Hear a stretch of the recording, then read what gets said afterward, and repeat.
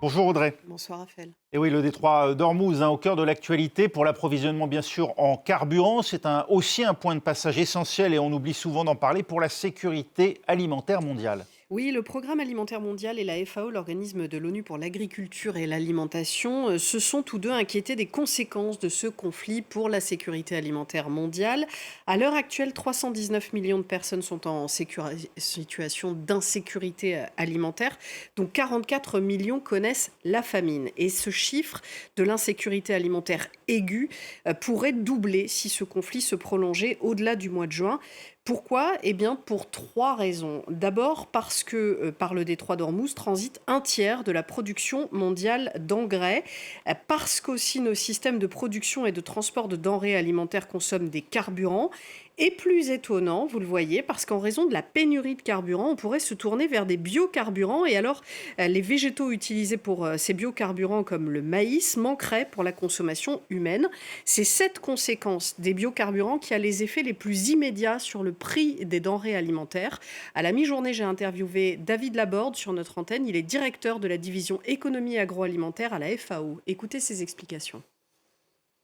Ce qu'on commence à voir aujourd'hui, c'est une montée des prix des huiles végétales, du sucre et du maïs, parce que ce sont des produits qui sont utilisés pour produire des biocarburants ou des agricarburants, c'est-à-dire l'éthanol et le biodiesel. Et pourquoi ils montent aujourd'hui? C'est qu'ils sont liés aux produits énergétiques et on voit ce qu'on appelle un effet de substitution. On remplace du diesel par du biodiesel, on remplace de l'essence par de l'éthanol. Et si on le fait très rapidement ou trop rapidement, on crée effectivement cette concurrence, et une concurrence qui peut s'accélérer dans les semaines et les mois à venir, dans un contexte où on risque de créer une demande supplémentaire. Donc on prend ces produits agricoles pour faire des produits énergétiques, et si en même temps on manque d'énergie et de fertilisants pour continuer de produire les produits agricoles, on va avoir cet effet tenaille et qui va se traduire par une hausse des prix alimentaires accélérée dans l'avenir. Est-ce qu'on peut mettre en œuvre des mesures pour limiter les conséquences de ce blocus et bien sûr les pires d'entre elles, les famines?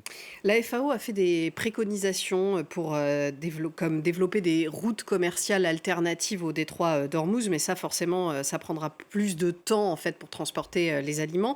Ce détour, il inquiète le Programme alimentaire mondial qui doit acheminer en urgence de l'aide à Gaza, au Liban ou même aux réfugiés afghans en Iran.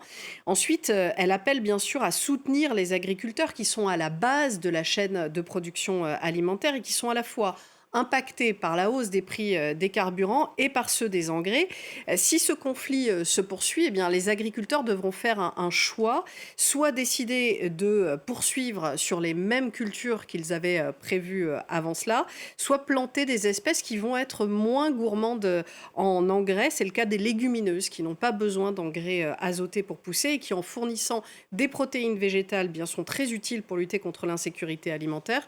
Ce qui est sûr, c'est qu'en déstabilisant la production alimentaire, cette crise nous emmène, comme pour les énergies, dans une modification à long terme du secteur, puisque les pays seront tentés de se reposer moins sur les importations de denrées et pour nourrir leur population, et seront donc probablement plus intéressés par le fait de développer leur agriculture nationale.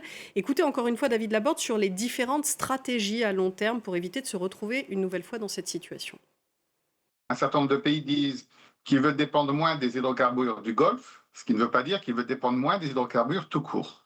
Donc les choix politiques qui vont être faits et comment on diversifie le mix énergétique et qu'on réduit la quantité d'énergie fossile va être important, mais tous les pays n'ont pas la même interprétation sur ce que cela veut dire. Et dans le système agroalimentaire, ça va être pareil. Ça va être aussi demandé d'utiliser des fertilisants, des biofertilisants, donc, qui sont une alternative à ceux qui sont produits par les énergies fossiles. Il y a aussi, quand on produit de l'urée, quand on produit ces engrais azotés, le fait qu'on peut utiliser ce qu'on appelle de l'ammonia verte et qui ne demande pas de l'énergie fossile, mais demande quand même de l'électricité et de l'eau. Donc la question d'avoir une agriculture qui quand même demande de l'énergie reste quelque chose de réel. Hein. Et tout simplement, même quand on a la scène du froid, par exemple, pour les produits comme fruits et légumes, eh bien, on a quand même besoin d'énergie, ça on s'en passera jamais. Donc la question, c'est quelle est l'énergie? Et puis après, il va y avoir des innovations technologiques qui vont demander des choix de société dans différents endroits aussi. Via les modifications génétiques, on essaye de faire que les céréales aussi peuvent capturer l'azote, donc de réduire leur dépendance aux engrais. Mais vous voyez, ça demande des solutions de nature d'innovation biologique et biotechnologique. Voilà, juste un mot pour terminer sur la situation en Iran. Le pays était déjà en insécurité alimentaire avant le conflit, en raison de la très forte inflation qui le touche et aussi de sa très forte dépendance aux importations alimentaires. On imagine donc l'inquiétude sur place aujourd'hui avec ce nouveau blocus décidé par le président Trump. Merci Audrey.